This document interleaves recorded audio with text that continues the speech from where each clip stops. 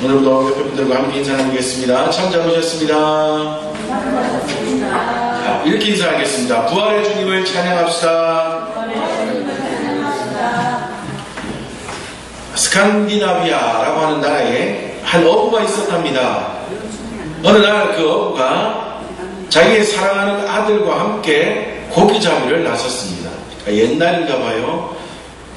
작은 배를 타고 고기를 잡으러 나갔는데 나갈 때는 괜찮더니 돌아올 때쯤이 되어서는 폭풍우가 갑자기 치기 시작합니다.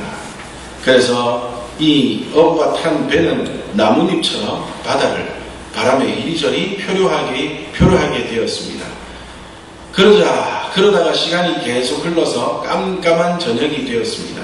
아마도 요즘처럼 나침판이 있는 기계 이런 게 없는 시대였나 봐요. 그러니 어디로 가야 할지 늘 감으로 배를 타고 또는 깜깜해지기 전에 육지를 바라보고 돌아왔는데 이날은 표류하다가 그만 깜깜한 저녁이 되고 말았으니 어디로 가야 할지 몰라 계속해서 표류하고 있었습니다. 도대체 육지가 어디쯤인지 저기쯤인지 몰라서 계속해서 바람에 이리저리 휩싸여 표류하고 있던 중에 저기 멀리서 희미하게 불이 비춰지는 거예요. 아마도 요즘처럼 이렇게 등대가 있는 시대도 아니었나 봐요. 희미하게 불이 비춰지기 시작하더니 그 불이 점점 세지기 시작하는 거예요. 불이 난다는 말은 뭐라는 거예요? 육지라는 말이니까 저기 방향이 육지인가 보다 하고는 아들과 다시 배를 그 육지 방향으로 열심히 저어서 그 육지 방향으로 가고 있었습니다.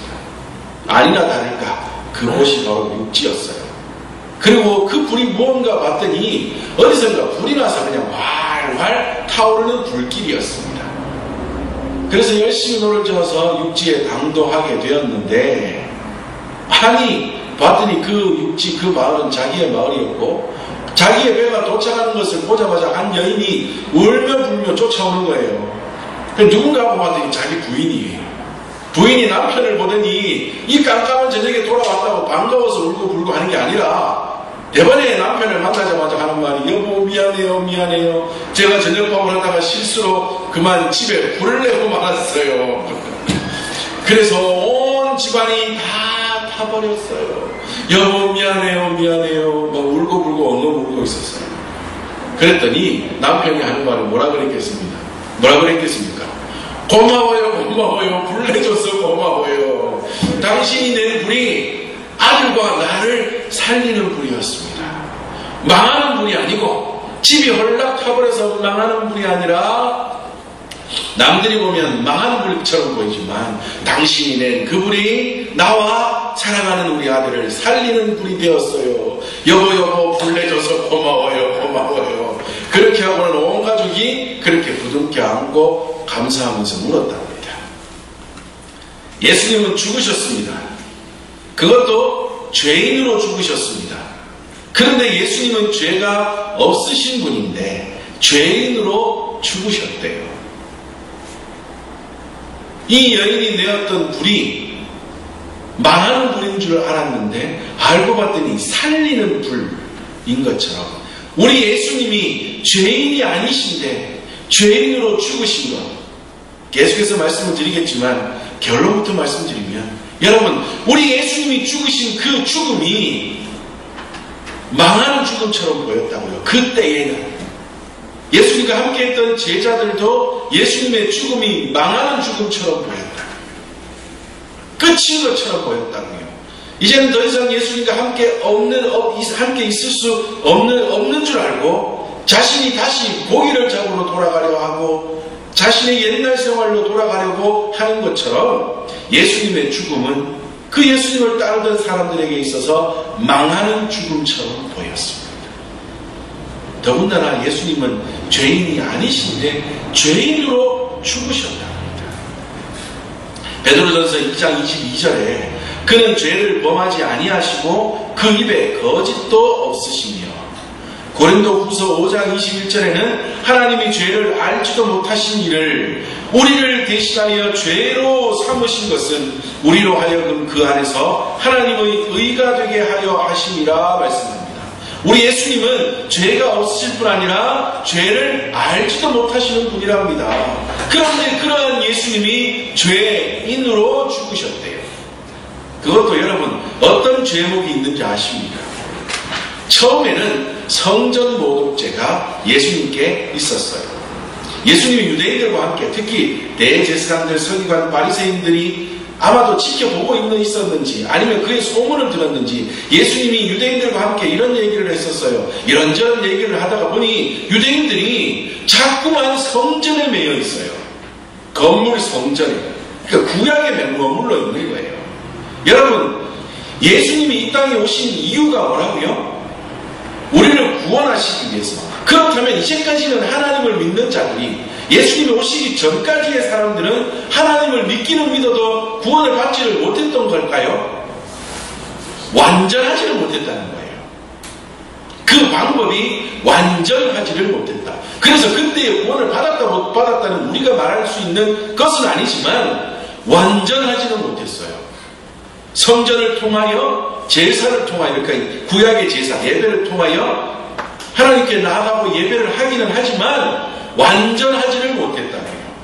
그런데 그 완전한 구원을 이루시기 위해서 말씀이시고 하나님이시고 성전이신 그 예수님께서 이 땅에 오셔서 구원을 이루시려고 그 생활을 하고 계시는데 유대인들은 여전히 어디에 빠져 있다고요? 성전에 빠져 있고 구약 제도에 빠져 있어요. 그래서 예수님께서 이런 말씀을 하셨어요. 여러분들이요 성전을 허물어라. 그러면 내가 어떻게 하겠다? 사흘 만에 완벽한 성전을 짓겠다. 이 말은 뭐예요? 너희들이 지금까지 가지고 있고 믿고 있었고 의지했던 구약의 제도와 성전은 너희들을 온전한 구원으로 인도할 수 있는 게 아니다. 내가 죽고 사흘 만에 부활함으로 완전한 구원을 너희들에게 이루어주고 그때 너희들이 함께 모이는 교회가 진짜 교회가 될 것이니 내가 완전한 교회를 완전한 구원을 내가 이루어 주겠다. 그것을 예수님께서 말씀하신 것인데 유대인들은 어떻게 받아들여요? 너 성전을 허물을 한다. 자기가 사흘 만에 짓겠단다. 어디에 이런 성전을 모독해? 하나님의 성전을 모독해? 라고 해서 성전 모독죄와 그리고 하나님의 이름을 모독한다 해서 신성 모독죄를 그에게 갖다 붙였다고요. 그런데 여러분 유대인의 법정은 우리 지금 현대 법정으로 하면 검사하고 같아요. 재판을 하지를 못합니다. 우리도 지금 보면 검사는 조사를 하고 기소를 하고 그렇게 하지만 검사는 저 사람 감옥 사십시오 결정은 못 내리잖아요. 그것처럼 유대인의 법정은 기소를 할 수 있어요.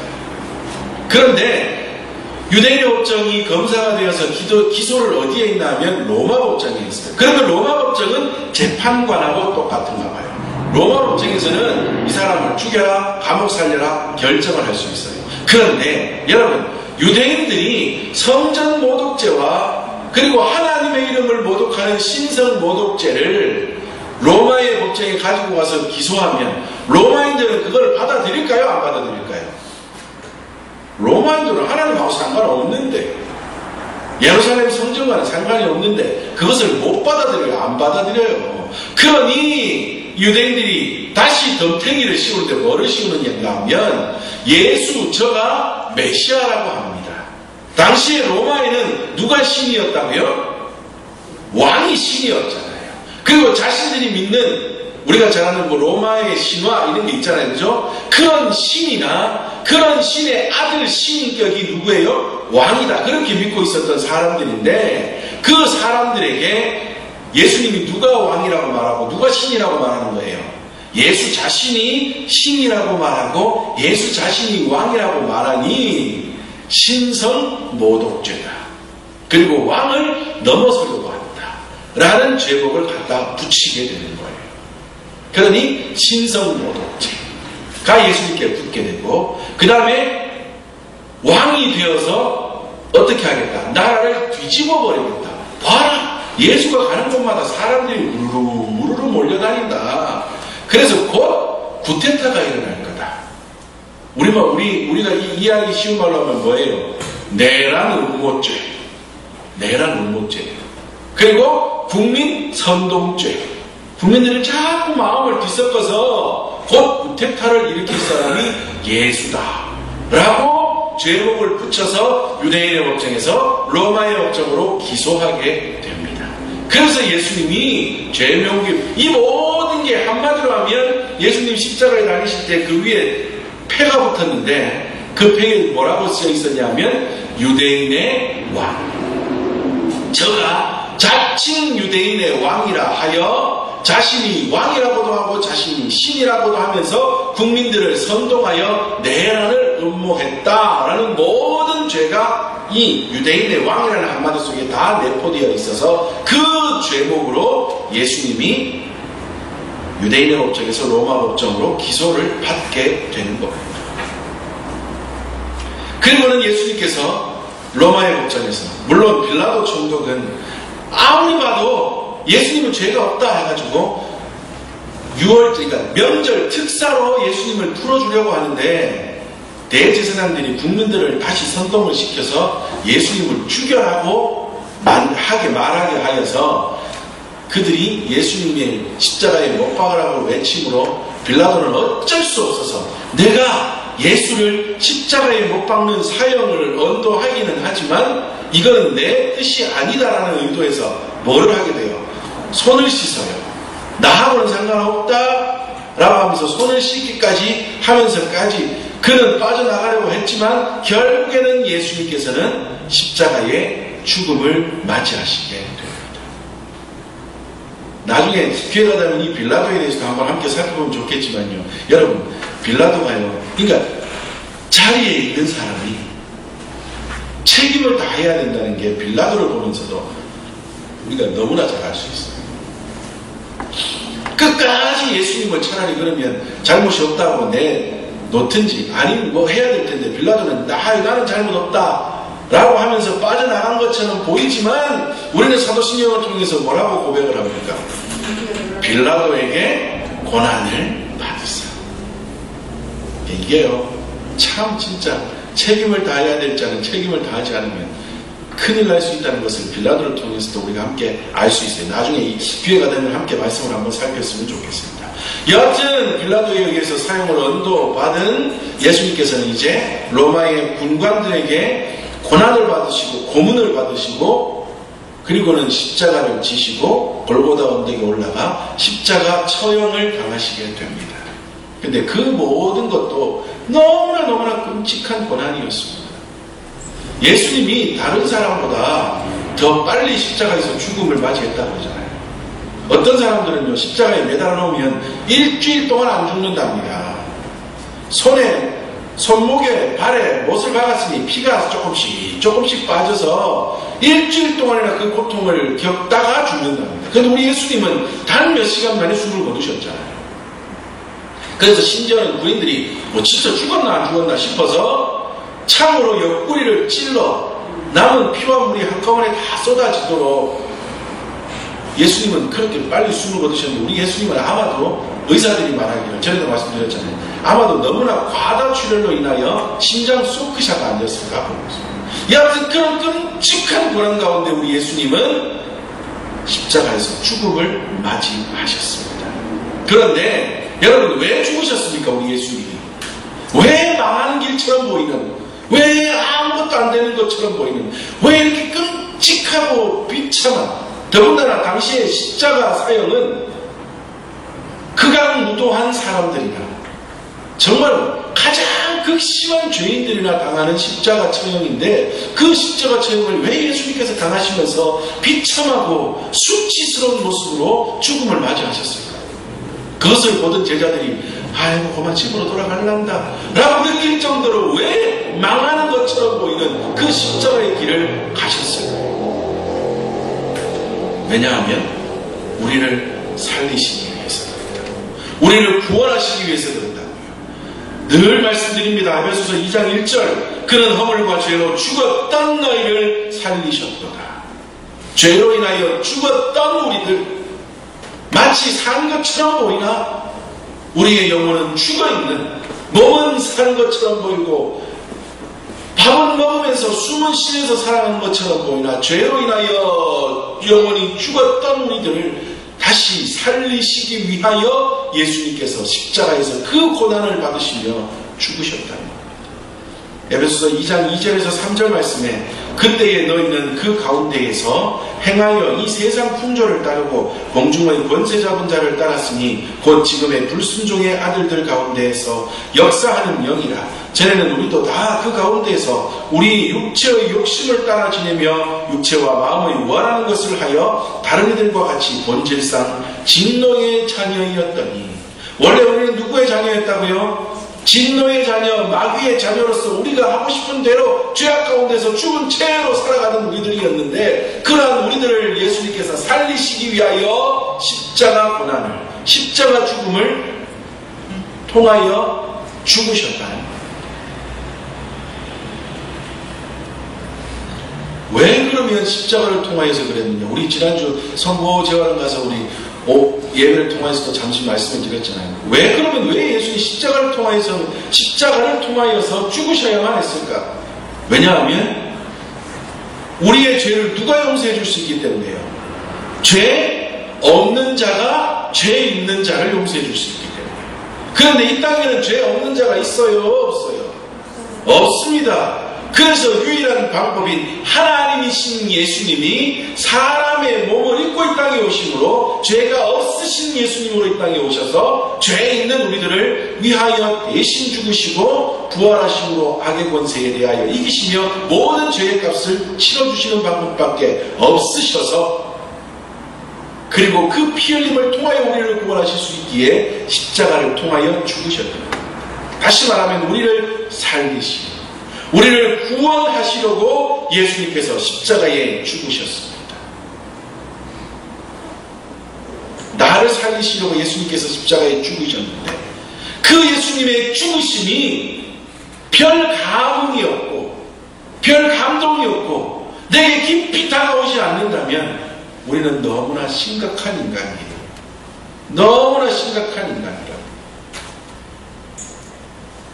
한 번씩 교통사고가 나는 장면들을 TV에서 이렇게 보여주거나 또는 블랙박스라는 프로그램을 통해서 이렇게 나오는 것을 한 번씩 봅니다. 그 중에 제가 제일 분노했던 교통사고가 뭔가 하면요. 어떤 아주머니가 차를 몰고 가다가 이렇게 여하튼 정식으로 가야 되는 게 아니라 거꾸로 가고 신호를 어기고 차선을 너무나 심하게 어겨서 똑바로 오던 오토바이가 그 차 때문에 놀래서 브레이크를 밟고 옆으로 넘어져서 오토바이도 뒹굴고 사람도 막 뒹굴뒹굴 해가지고 아마도 심하게 다쳤을 정도로 그렇게 교통사고가 났는데, 이 차를 타고 가던 아주머니는요, 슬쩍슬쩍 하다가 오토바이는 돌아가지고 사람을 막 날아가서 쿵쿵 하고 있는데 어떻게 하는 줄 압니까? 자기 갈 길 가요. 왜냐하면 자기하고 안 부딪혔대. 자기 때문에 그렇게 사고가 났는데 자기하고 안 부딪혔대. 별 마음이 없어요. 죄책감도 없고요. 나하고 안 부딪혔으니 괜찮아 하고 갔대요. 그걸 보고 제가 얼마나 분노를 했는지. 마음에 조금의 어떤 양심이나 마음이 없는 정말 나쁜 사람이라고 생각했어요. 그런데 그 사람보다 더 나쁜 사람이 누군지 아십니까? 예수님께서 우리를 살리시기 위하여 십자가에 그 고난을 받으시고 죽으셨는데, 그 예수님의 십자가의 죽으심이 가슴 깊이 와닿지 못하고 매일매일의 삶이 그 예수님의 십자가가 나를 붙들지 않고 그 십자가로 인하여 주님의 죽으심을 기억하며 감사하며 살아가지 못하는 사람이라면 그 아주머니보다 더 나쁜 사람입니다. 그런데 보니까요, 저도 그렇게 살고 있더라고요. 예수님의 십자가를 기억하며 매일매일 살아가지 못하고 있더라고요. 교회를 한다고 하면서, 목사를 한다고 하면서 다른 생각, 다른 걱정, 다른 것, 그런 것들에 더 신경 쓰고 살지, 매일매일 십자가에 붙들리고 매일매일 예수님의 죽음에 붙들리고 매일매일 예수님의 보혈의 능력에 붙들려 살지 못하고 있더라고요. 그 아주머니 욕할 게 못 되더라고요. 그 아주머니보다 더 나쁜 자가 바로 나더라고요. 우리는요, 나를 살리시기 위하여 죽으신 예수님의 십자가를, 예수님의 그 보혈을, 예수님의 그 고난을 매일매일 묵상하며 날마다 그 주님으로 인하여 사로잡혀 살아갈 수 있는 우리 모든 믿음의 식구들이 되어야 될 줄 믿습니다. 그럼 예수님께서 왜 죽으신 줄 아십니까? 우리를 살리시기 위해서도 죽으셨지만, 우리를 구원하시기 위해서도 죽으셨지만, 우리를 살리셨다는 것이, 우리를 구원하셨다는 것이 또 어떤 의미가 있냐면, 로마서 6장 1절에서부터 14절까지 쭉 말씀하시면서 그 가운데 로마서 6장 6절에 이런 말씀을 합니다. 우리가 알거니와 우리의 옛사람이 예수와 함께 십자가에 못 박힌 것은 죄의 몸이 죽어 다시는 우리가 죄에게 종노릇하지 아니하려 함이니. 예수님께서 왜 죽으셨다고요? 우리를 구원하시기 위해서 죽으셨는데, 우리를 살리기 위해서 죽으셨다는데, 그 우리를 살리시고 구원하셨다는 말은 다시는 우리가 죄에게 종노릇하지 않게 하시기 위함이고, 그것이 바로 우리를 구원하시고 우리를 살리신 이유라고 말씀합니다. 그럼 여기서 죄에게 종노릇하지 못하게 한다는 말은 뭔가 하면, 죄에게 발목 잡히지 말라는 말이에요. 죄에게 발목 잡혀 질질 끌려다니지 말라는 말이에요. 우리는 하나님을 믿는다 하면서도 늘 죄에게 발목 잡혀서 맨날 질질 끌려다니잖아요. 여기로 끌려다니고 저기로 끌려다니고 늘 질질 끌려다니면서 꼭 끊을 것처럼 꼭 아닌 것처럼 하면서도 또 그것에 철퍼덕 그곳에 넘어져서 그 흙구덩이 속에서, 그 죄 구덩이 속에서 허물허물 살아가는 것이 우리들 아닙니까? 그런데 그것을 끊어버리고 죄에게 종노릇하지 아니하게 하려고, 죄에게 발목 잡히지 않게 하시려고 예수님께서 우리를 구원하시고 우리를 살리시고, 그 구원하시고 살리시기 위하여 십자가 고난을 당하시면서 죽음을 맞이하셨다고 말씀합니다. 이제는 우리가 죄에게 종노릇하지 않기 위하여서 우리를 위하여 고난받으시고 죽으신 그 예수님으로 인하여 날마다 살아갈 수 있는 우리 모든 믿음의 식구들 되시기를 주님의 이름으로 축복합니다. 자, 그런데 여러분, 늘 부활주일마다 비슷하게 말씀을 드리지만, 우리 예수님께서 죽으시고 끝! 났다면 어떻게 됐을까요? 예수님이 우리를 위해서 죽으셨습니다. 끝! 그랬다면, 우리가 가끔씩 TV에서 누군가를, 자식을 또는 부모를 또는 어떤 사람을 살리다가 대신 죽음을 맞이한 사람들에 대한 이야기들을 우리가 뉴스나 TV를 통해서 또는 뉴스를 통해서 봅니다. 정말 숭고한 죽음이에요. 그런데 그들이 죽었습니다. 그리고 끝이 났습니다. 그러니 우리는 그 사람들을 어떻게 해요? 기억하고 그 사람들을 기려요. 그래서 그 사람들을 위해서 묵념하고 생각하고, 또는 교회에서는 그 사람들을 위해서 또 그들의 유족을 위해서 함께 예배하고 막 이런 일들을 하지 않습니까? 우리 예수님이 만약에 우리를 위해서 죽으셨습니다 하고 딱 끝이 났다면 어떻게 됐을까요? 아이고, 참 안 됐네. 사람들 살리려고 자기가 죽고는 그만 끝났네. 그리고는 기껏 할 수 있는 게 뭐예요? 뭐일까요?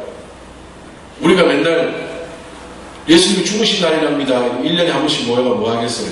예수님을 위해서 묵념, 아니면 예수님의 죽으심을 기억하는 우리 그걸 뭐라 그러죠? 뭐라 그래요? 예배 드립시다. 이런 것밖에 더 하겠습니까? 그런데 우리 예수님은 죽으심이 끝이 아니었습니다. 여러분, 예수님이 죽으시고 다시 부활하신 그 사흘의 기간 동안 누가 제일 좋아했겠습니까? 마귀들은 얼마나 좋아하고 잔치를 했겠어요. 드디어 우리의 골칫거리 예수가 죽었다. 끝이 났다. 우리가 이겼다. 이제 이 세상은 우리의 것이다 하면서 마귀들이 얼마나 잔치를 했겠냐고요. 그러나 우리 예수님께서는 약속하신 대로, 말씀하신 대로 사흘 만에 부활하셨습니다. 예수님의 부활은, 다시 살아나신 이것은 기절했다가 깨어나신 것도 아니에요. 또는 예수님은 안 살아나셨는데 누군가가 예수님 흉내를 내어서 부활했다고 속이는 것도 아니에요. 진짜 죽으셨던 예수님께서 다시 그 몸 그대로 살아나셔서 부활하신 것입니다. 우리 주보의 앞면에 보면 제가 사진을 넣었던 게요. 예수님의 빈 무덤이에요. 빈 무덤. 이 빈 무덤이 예수님께서 다시 살아나셨음을 증거해주는 무덤입니다. 우리 예수님께서 예수님의 시체를 싸고 있던 세마포 모든 것이 다 벗겨지고 그것만 남긴 채 사람이 도저히 몇 사람이 와야지만 겨우 움직일 수 있는 무덤을 맡고 있던 돌도 그냥 없어져 버리는 완벽히 열려진 무덤, 비어진 무덤, 그것이 바로 우리 예수님이 부활하셨음을 증명해주는 증거물입니다. 우리 예수님은 진짜 부활하셨습니다. 말씀대로 다시 살아나셨습니다. 자, 그런데 우리 예수님의 부활하심이 어떤 의미가 있느냐? 우리 예수님의 부활은 그가 진짜 메시아이심과 그리고 진짜 살아계신 하나님의 아들이심을 증명해주는 증거입니다.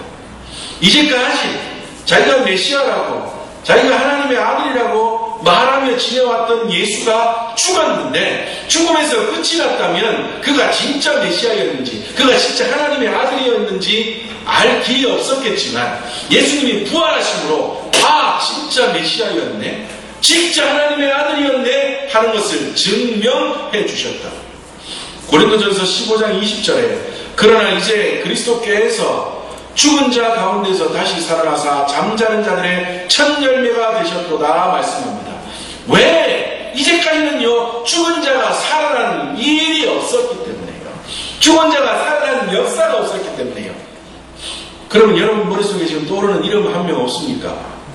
나사로는 어떻게 해요? 나사로는 누가 살리신 거예요? 예수님이 살리신 거죠. 스스로 죽은 자가 살아난 역사는 예수님밖에 없습니다.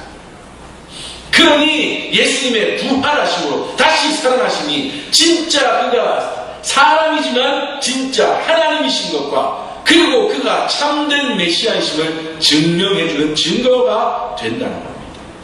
그리고 두 번째, 예수님의 부활은 이제 믿는 모든 자를 구원해 주실 뿐 아니라 영생의 소유자로서 하나님 나라에서 영원한 삶을 살 수 있다는 것을 증명해 줍니다. 다시 말하면 예수님으로 인하여 이제는 우리가 구원받고 이제는 영원한 삶, 천국의 삶을 누릴 수 있다는 것을 예수님의 구원하심을 통하여 증명해 주고 인정해 준다.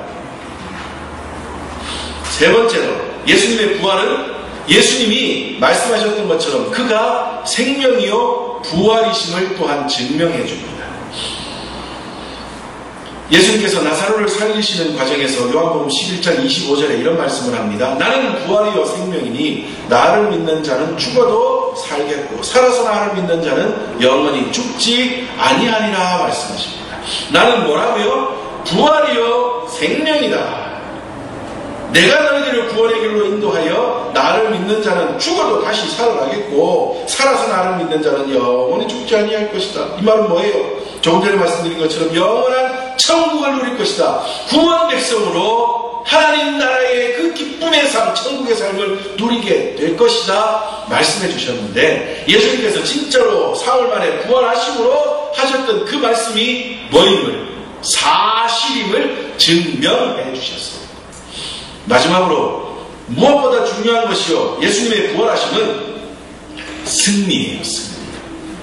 승리의 부활입니다. 예수님이 죽으심에서 끝이 났다면 마귀의 승리겠지만 부활하셨으므로 모든 악의 권세를 밟아 이기시고 물리치시고 이제는 진리이신 예수님께서 거짓인 마귀를 이기고 승리하셨음을 증명해 주셨다. 이 말이 무슨 말인가 하면 여러분, 계산이 없이 예수님께서 죽으시고, 그러니까 계산이 없이 다시 살아나셨다면 별 의미가 없겠지만 예수님이 고난받으시고 죽으셨다는 것이 뭐예요? 우리의 죄에 대한 계산이었습니다. 계산.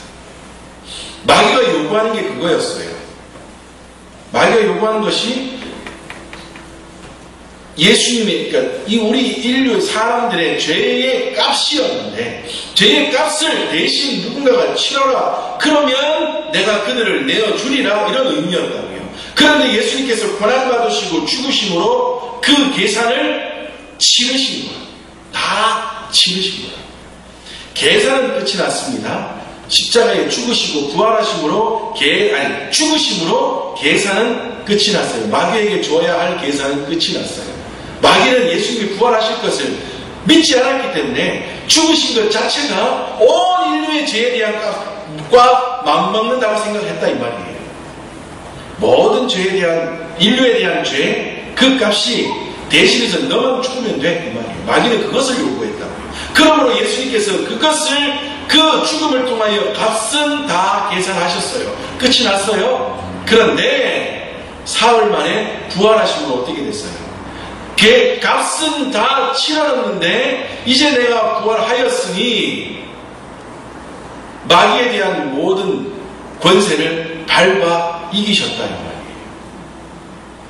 나는 다 값은 끝났대. 값은 다 치러졌대. 이제는 온 인류가 누구의 것이에요? 우리 주님의, 우리 하나님의 백성으로. 이제 예수 그리스도 그 이름을 믿기만 하면 하나님의 백성이 되는, 죄 때문에 더 이상 허덕이거나 죄 때문에 더 이상 고민하지 않고 오직 예수를 믿어 구원에 이르고 천국 백성이 되는 그 모든 값을 치르고 그 길을 열어주셨다 이 말이에요. 그러므로 이제는 우리에 대하여 누가 관여하지 못하는 거예요. 마귀가 우리에 대해서 더 이상 관여하지 못합니다. 예수 이름을 믿는 우리들에게는 마귀가 관여하지 못한다고요. 그러니 누가 이긴 거예요? 예수님이 이기신 거죠. 승리하신 거라. 이것이 바로 부활에서 나타난 증거라고요. 부활하심으로 더 이상 마귀는 우리에게 다가오지 못합니다. 우리를 건드리지 못합니다. 예수님이라는 든든한 뺑이 우리에게 있기 때문에 마귀는 더 이상 우리를 넘보지 못하고 우리를 이기지 못합니다. 그것을 예수님의 부활이 증명해주고 증거해줬다 이 말이에요. 요한복음 3장 19절에 그 정죄는 이것이니 곧 빛이 세상에 왔을 때 사람들이 자기 행위가 악함으로 빛보다 어두움을 더 사랑하는 것이라.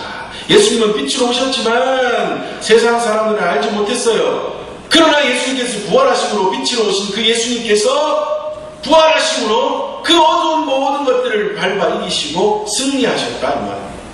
요한복음 1장 10절에도 그가 세상에 계셨음에 세상은 그로 말미암아 지은 바 되었으되 세상이 그를 알지 못하였고 알지 못하였으나 결국에는 우리 예수님께서 승리하셨다. 빛 대신 주님께서 모든 어둠과 알지 못하고 믿지 못했던 모든 악한 세력들과 악한 것들과 죄의 결과물들을 다 밟아 이기시고 부활하심으로 승리하셔서 더 이상 이제는 우리가 마귀에 대하여 죄에 대하여 허덕이지 않아도 되도록 만들어 주셨다는 것입니다. 우리 예수님의 부활은 승리의 부활이고 예수님의 승리는 곧 누구의 승리예요? 우리의 승리입니다. 우리는 이제 더 이상 죄 때문에 허덕이지 않고 우리는 더 이상 마귀에게 끌려다니지 않아도 됩니다. 왜요? 예수님께서 죽으시고 부활하심으로 이기셨고 그 이기신 그 승리하심을 우리에게도 허락하셨기 때문입니다. 그렇다면 이제 우리는 어떻게 살아야 할까요? 이제 어떻게 사시겠습니까? 따라서 합시다. 부활정신으로 삽시다. 그렇다면 부활정신으로 산다는 것은 뭘까요? 하나의 이야기를 말씀드리고 설교 말씀을 마치겠습니다. 어떤 꽃장수 할머니가 계셨습니다. 별로 그렇게 넉넉해 보이지 않으셨어요. 그런데 그 할머니는 언제나 얼굴에 즐거움과 기쁨이 가득한, 그래서 얼굴이 언제나 환하게 빛나는 얼굴로 삶을 사시고 계시는 꽃장수 할머니가 계셨습니다. 어느 날 그 할머니에게 늘 꽃을 사던 한 사람이 할머니에게 물어봤어요. 할머니는 걱정이 없나 봐요. 근심이 없나 봐요. 언제나 그렇게 즐겁고 밝고 얼굴이 그렇게 환하십니까? 걱정 근심이 없나 봐요. 물었더니 할머니가 말하기를 천만에요. 나도 걱정 근심이 산더미 같은 사람입니다. 내게도 고통스러운 일, 짜증나는 일들이 너무나 많이 일어납니다. 그랬더니 아니 그런데 어떻게 그렇게 맨날 즐겁게 사실 수 있어요? 그 비결이 뭡니까? 라고 물었더니 할머니가 말하기를 나는 3일의 비밀이 내게 있습니다. 라고 말합니다. 3일이요? 라고 물었더니 3일이란 뭔가 하면 나에게 어떤 문제가 생기고 걱정이 생기고 근심이 생길 때마다 그 문제를, 그 근심을, 그 걱정을 하나님께서 해결해 주시도록 3일 동안 조용히 하나님만 바라보며 기다리는 겁니다. 마치 우리 예수님께서 죽으시고 사흘 만에 부활하신 것처럼 3일이면 이 모든 인류의 죄도 하나님께서 예수님을 통하여 3일 만에 해결하셨는데 고장 내 문제 하나님께서 3일 만에 해결 못하시겠습니까? 내가 가만히 하나님만 바라보고 가만히 주님만 의지하면 사흘 동안은 해결하시지 않겠나 해서 저는 늘 문제가 생길 때마다, 걱정이 생길 때마다, 근심이 생길 때마다 사흘만 하나님을 바라보며 가만히 기다립니다. 때로는 그 사흘이 아니라 닷새가 될 때도 있고 열흘이 될 때도 있고 한 달이 될 때도 있기도 하지만 언제나 내 문제는 해결되지 않는 일이 없었습니다. 그러니 내가 어떻게 얼굴을 찡그리고 살 수 있겠습니까?